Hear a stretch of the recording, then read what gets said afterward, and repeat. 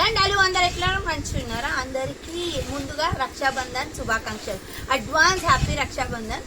దీనికి ముందు ఒక చిన్న స్టోరీ చెప్దాం అనుకుంటున్నాను. అంటే యాక్చువల్గా మనం రాఖీ ఎందుకు సెలబ్రేట్ చేస్తాము, రక్షాబంధన్ అంటే ఏంటి అని. అంటే ద్రౌపది ఉంది కదా, మనకు తెలిసిన పూర్వం ఏంటి అని అంటే actual story of Raksha Bandhan. Draupadi మన కృష్ణుడికి రక్తం కారుతుంటే తన కొంగు నూలు పోగు తీసి కడుతుందనమాట, రక్తం కారకుండా. అప్పుడు కృష్ణుడు అడుగుతాడు, నీకు ఏం వరం కావాలి కోరుకో అని. అప్పుడు ద్రౌపది అసలు ఏం ఎక్స్పెక్ట్ చేయదు. అయినా కృష్ణుడు అంటాడు, నీకు ఏ సమయంలో ఎటువంటి హెల్ప్ కావాలన్నా కృష్ణ అని ఒక పిలువు నన్ను, నేను వచ్చి నీకు హెల్ప్ చేస్తా అని చెప్పేసి. అయితే ద్రౌపది వస్త్రాపహరణం టైంలో వాళ్ళ హస్బెండ్స్ తనని ఏం హెల్ప్ చేయలేకపోతారు. అక్కడ ఉన్న ప్రజలంతా కూడా ద్రౌపదికి హెల్ప్ చేయలేకపోతారు. అప్పుడు తనకు గుర్తొస్తుంది, కృష్ణుడు నాకు వరం ఇచ్చాడు కదా అని. అప్పుడు అన్న కృష్ణ అని పిలుస్తుంది అనమాట. తను పంపించిన నూలు పోగే తనకు రక్ష అయ్యి నిలబడుతుంది. అదే రక్షాబంధన్ అని ఇప్పటి వరకు మనం చెప్పుకుంటూ వచ్చాం.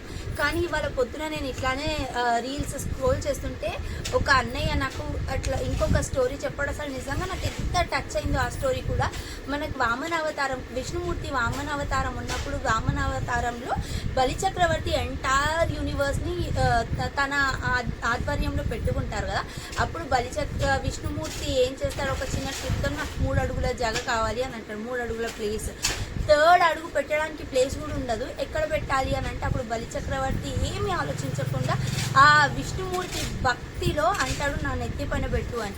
నెత్తి పైన పెట్టేసరికి బలిచక్రవర్తి పాతాళంలోకి వెళ్ళిపోతాడు. ఇంకా పాతాళంలోకి వెళ్ళిపోయినాక విష్ణుమూర్తి కొంచెం బాధపడి, అరే ఇంత భక్తి ఉంది కదా బలిచక్రవర్తి, కానీ నీకేం వరం కావాలి కోరుకో, నేను అడిగింది ఇచ్చావు కదా అని చెప్పేసి అంటే, అప్పుడు బలిచక్రవర్తి మన విష్ణుమూర్తిని ఏం కోరుకుంటాడంటే, ఈ పాతాళ లోకమంతా నాకు ఇచ్చావు కదా, అందుకే దానికి ద్వారపాలకుడుగా నువ్వు ఉండాలి అని బలిచక్రవర్తి కోరుతాడు. ఇంకా భక్తులు అడిగింది అయితే దేవుడు మనకు తప్పకుండా చేస్తాడు కదా. అలానే విష్ణుమూర్తి బలిచక్రవర్తి కోరిక మేరకు అలానే ద్వారపాలకులుగా లోకానికి ఉంటాడనమాట. అప్పుడు మరి అమ్మవారైతే ఉంటుంది కదా, శ్రీహరికి అమ్మవారు లక్ష్మీదేవి ఇంకా అసలు శ్రీహరి లేని వైకుంఠంలో ఉండలేకపోతుంది. తను ఏం చేయాలి అని వచ్చేసి తను ఒక పౌర్ణమి రోజు బలిచక్రవర్తి దగ్గరికి వచ్చి ఒక పట్టు నూలు పోగొచ్చి తనకి రక్షగా కడుతుంది. ఎవరికి? బలిచక్రవర్తికి. అప్పుడు బలిచక్రవర్తి అడుగుతాడనమాట, నీకు ఏం వరం కావాలి కోరుకో అమ్మ, నాకు ఇప్పటివరకు సోదరీ భావంతో ఎవరు కట్టలేదు ఇలా, నీకేం వరం కావాలి కోరుకో అని. నాకే వరం వద్దన్నా, నీ ద్వారపాలకులా ఉన్న శ్రీహరి నా భర్త, ఆయన నాకు ఇచ్చేసేయని. అలాంటి రాక్షసుడే ఇంత సాత్వికంగా వచ్చేసి శ్రీహరిని రిటర్న్ చేసేస్తాడు. ఆ రాక్షసుడిని బంధించినందుకు, ఆ బంధనం ఆయనని సౌమ్యుని చేసినందుకు రక్షాబంధన్ అని పేరుకి వచ్చిందంట. అసలు స్టోరీ చాలా బాగుంది కదండి. అలానే ప్రతి అక్క చెల్లెలు వాళ్ళ అన్నలకి ఎలా అయినా కానీ ఈ రక్షాబంధన్ రోజు అమ్మగారింటికి వెళ్ళి రాఖీ కట్టి వాళ్ళని హ్యాపీ చేస్తారు.